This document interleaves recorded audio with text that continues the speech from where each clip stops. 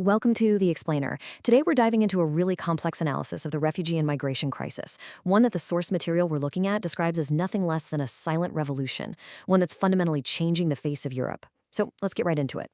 So, where does this whole story start? Well, funny enough, the analysis we're examining doesn't actually begin in Europe. It starts with a pretty stark warning from the Middle East, asking this exact question. You see, to really understand what's at stake, for Europe, the analysis first tells the story of Lebanon. It frames it as a cautionary tale. This was a country once known as the Switzerland of the Middle East, a real beacon of prosperity. And the source really hammers home this crucial point, the mismatch in scale. You've got this tiny nation, right? Its entire land area is about the same size as a single large city. And yet, it ended up having to absorb the highest ratio of refugees to citizens on the entire planet. Think about this for a second. After the Syrian civil war kicked off, Lebanon took in an absolutely astonishing 1.5 million refugees. Now, for a country that only had a few million people to begin with, this wasn't just a small shift. It was a massive, historic demographic event. And this is where the numbers get really stark. The analysis points to this ratio. 1 out of every 5 people in the country was suddenly a refugee. The source argues this was the critical blow, because the influx, which was mostly Sunni Muslim, completely shattered the fragile, decades-long balance between Lebanon's Christian and various Muslim communities. So what happened next? Well, according to this analysis, it was a total system failure. The economy just imploded. Society fractured along those old lines. And basic public services, things like healthcare, electricity, they just collapsed. The source ends this section with a pretty chilling thought. Europe, right now, is basically living through a slower, less intense version of this very same moment. Okay, so with that warning from Lebanon in mind, let's turn our focus to Europe. The source we're looking at identifies one country as the absolute epicenter of this crisis: Germany. You've probably heard this phrase before, Wir schaffen das. We can do it. That was Chancellor Angela Merkel back in 2015, and those 3 words basically launched Germany's famous welcome culture and its open door policy. But fast forward a decade, and the analysis reports that the consequences of that decision are now impossible to ignore. This timeline really paints a picture of that journey, doesn't it? It starts with that huge initial intake of 800,000 people. Then it moves through these years of what the source calls rising social friction.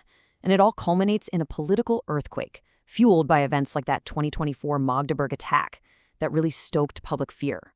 And this was the political result: a massive surge for the far-right alternative for Germany, the AfD. It skyrocketed to become the second largest party in the entire country, grabbing over 20% of the vote in 2025. The source is quick to note that a result like this would have been absolutely unthinkable in post-war Germany just a few years earlier. And a huge part of their platform, or really core policy, is something they call remigration. It's a plan to deport over 1 million people. And again, this is a concept that was on the absolute fringe of politics not long ago. And now it's helping them win elections. Okay, so after looking at Germany, the analysis zooms out, arguing that these pressures are not just a German problem.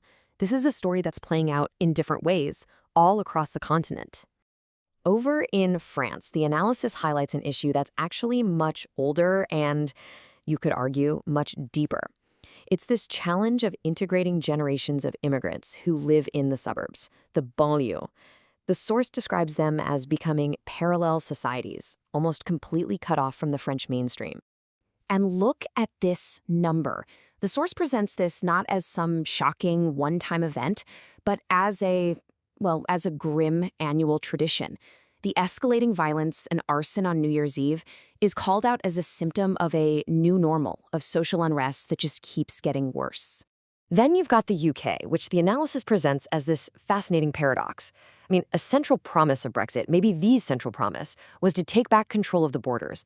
And yet, the reality. The source points out that illegal crossings have continued, and legal migration has hit record highs. And all that has done is fuel even more radical anti-immigration politics. So what about a different approach? The analysis next turns to Hungary to explore what happens when a country takes a really hardline, rejectionist stance, right from the get-go. So in 2026, after 16 long years, the nationalist leader Viktor Orban lost power.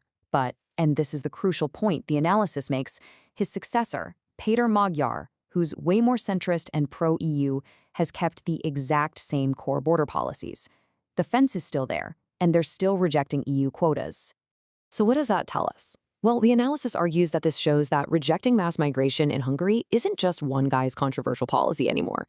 It's actually become a broad, settled national view, a consensus that now cuts across different political parties. Okay, so after looking at all these political shifts, the analysis zooms out even further. It looks at what it calls the most powerful and maybe the most irreversible force driving all of this: demographics. This chart really lays out the core dilemma that the source says Europe is trapped in.